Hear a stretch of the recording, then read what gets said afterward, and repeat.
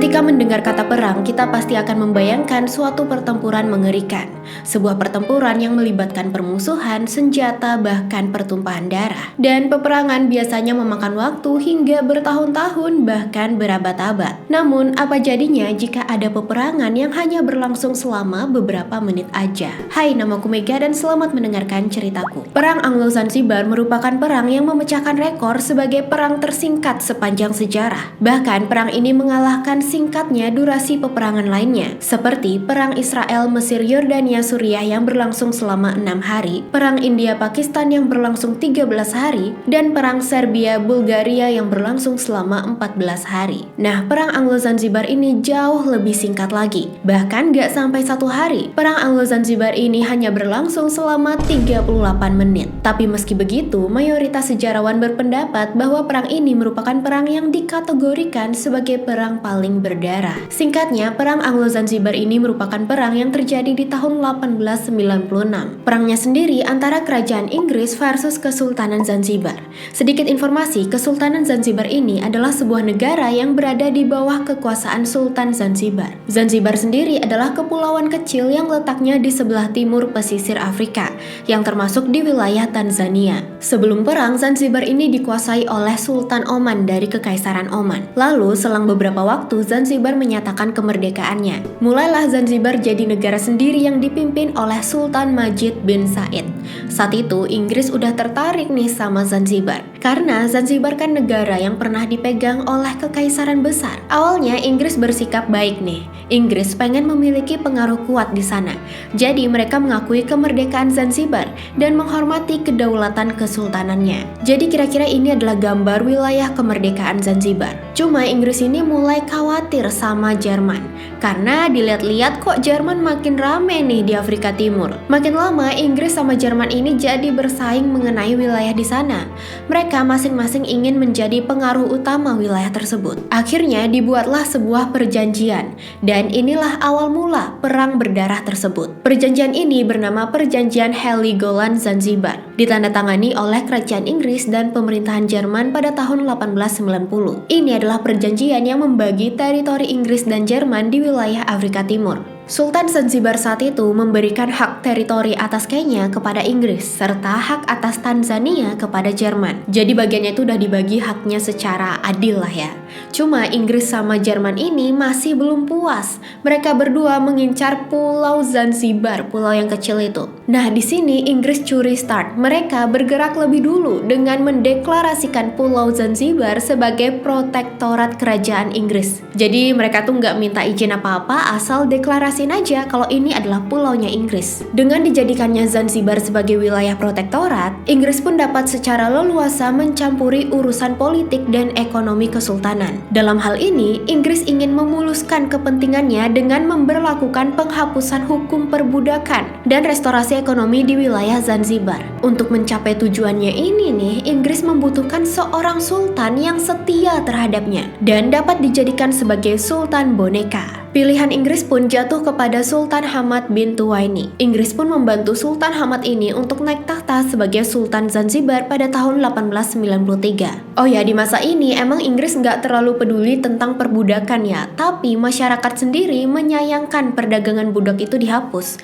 Karena bagi mereka itu sesuatu yang berharga, apalagi untuk para bos-bos perdagangan budak. Meski begitu, pemerintahan Sultan Hamad bin Tuwaini ini bisa dibilang relatif damai. Tapi ternyata usia pemerintahannya berlangsung sangat singkat, yakni hanya 3 tahun aja. Ia diketahui meninggal secara mendadak di istananya pada 25 Agustus 1896. Penyebabnya sendiri tidak diketahui pasti. Namun ada beberapa spekulasi bahwa sepupunya yaitu Sultan Khalid bin Bargash yang meracuninya. Karena beberapa jam setelah Sultan Hamad meninggal, Sultan Khalid ini langsung menduduki istana dan mendeklarasikan dirinya sebagai sultan berikutnya tanpa persetujuan Inggris. Sementara Inggris yang pada saat itu memegang kekuasaan di Zanzibar, geram dong melihat deklarasi yang dilakukan secara sepihak oleh Sultan Khalid. Tentu aja Inggris Inggris punya calon sultan bonekanya sendiri untuk naik tahta ya, makanya dia nggak suka.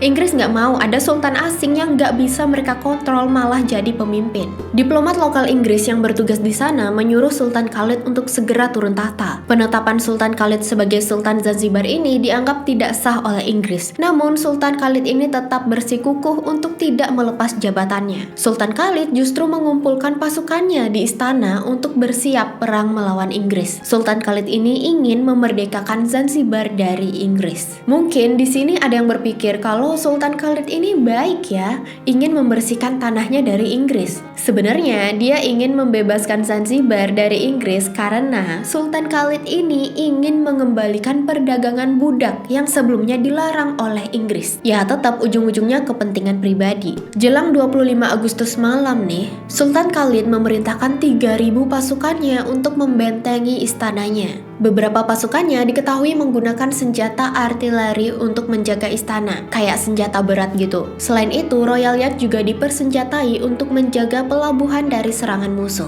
Dan pada saat bersamaan, pasukan Inggris juga sudah melabuhkan 2 kapal perangnya, yakni HMS Philomel dan HMS Rush. Mereka pun dengan cepat menurunkan pasukan-pasukannya ke darat untuk melindungi konsulat Inggris. Gak cukup dengan 2 kapal nih, pasukan Inggris pun melabuhkan 1 kapal perang lagi yang bernama HMS Spyro. Pasukan Inggris sudah menyiapkan pasukan dan amunisi untuk berperang nih. Namun mereka belum memiliki persetujuan dari pemerintah Inggris untuk menyerang kerajaan Zanzibar. Akhirnya mereka pun mengirimkan telegram ke kantor urusan luar negeri pemerintah Inggris, yaitu untuk mendapatkan persetujuan. Sambil menunggu jawaban telegram dari pemerintah Inggris, pasukan Inggris melabuhkan 2 kapal lagi. Pasukan Inggris juga secara terus-menerus mengultimatum Sultan Khalid untuk turun tahta. Namun si sultan ini tetap tidak bergeming. Dia tetap kekeh sama pendiriannya untuk menjadi sultan. Tak lama setelah itu, pasukan Inggris mendapatkan jawaban telegram dari pemerintah Inggris. Telegram tersebut menyatakan bahwa pemerintah Inggris di bawah instruksi kerajaan nih, menyetujui rencana peperangan yang akan dilakukan oleh pasukan Inggris terhadap Kesultanan Zanzibar. Ultimatum terakhir untuk Sultan Khalid pun dikeluarkan oleh Inggris pada 26 Agustus 1896. Di sini Inggris mendesak kembali Sultan untuk turun tahta dan angkat kaki dari istana sebelum pukul 9 malam. Namun si Sultan tetap pada pendiriannya dan tidak mengindahkan ultimatum tersebut. Tepat pada pukul 9 malam setelah deadline tersebut terlewati dan Sultan juga tetap nggak bergeming nih, kapal-kapal Inggris mulai membombardir istana Zanzibar. Baru aja 2 menit perang berjalan nih, pasukan artileri Sultan Khalid udah hancur dan struktur kayu istana sudah mulai ambruk sehingga membuat 3.000 prajurit terjebak di dalam sana. Dan pada saat itu pula ternyata si Sultan Khalid ini dikabarkan langsung kabur melewati pintu belakang istana dan meninggalkan para pelayan serta tentaranya yang berjuang sendirian mempertahankan istana. Ya, si Sultan Khalid ini kabur sendirian. Peperangan akhirnya berhenti pada pukul 9.40 dengan kemenangan berada pada pihak Inggris. Bendera Sultan yang gagah berkibar pun akhirnya diturunkan dan perang ini resmi dianggap berakhir hanya dalam 38 menit. Meski perang ini hanya berlangsung selama 38 menit nih, perang Anglo-Zanzibar telah memakan banyak korban. Lebih dari 500 warga dan prajurit Zanzibar tewas. Selain itu, dari sisi Inggris, seorang prajurit junior dilaporkan terluka parah, namun akhirnya bisa pulih kembali setelah dirawat. Kekalahan Sultan Khalid beserta pasukannya membuat Inggris langsung menunjuk Sultan Hamud untuk bertahta di Zanzibar. Sultan Hamud ini adalah orang yang pro-Inggris, jadi dia menyetujui segala persyaratan Inggris mengenai posisinya. Ia juga menerima tanpa syarat tuntutan Inggris mengenai penghapusan perbudakan. Sementara itu, si Sultan Khalid beserta pasukan kecilnya yang masih tersisa dan masih setia sama dia, kabur ke konsulat Jerman. Meskipun nih pihak Inggris telah memberitahu Jerman mengenai ekstradisi sang sultan, Sultan Khalid ini tetap dapat melarikan diri dengan dibantu penuh oleh Angkatan Laut Jerman. Tepatnya pada 2 Oktober, ia dibawa ke sebuah tempat di daerah Tanzania yang bernama Darussalam dengan sebuah perahu kecil. Namun perlindungan dari Jerman ini tidak membuat Sultan Khalid selamat. Pada 1916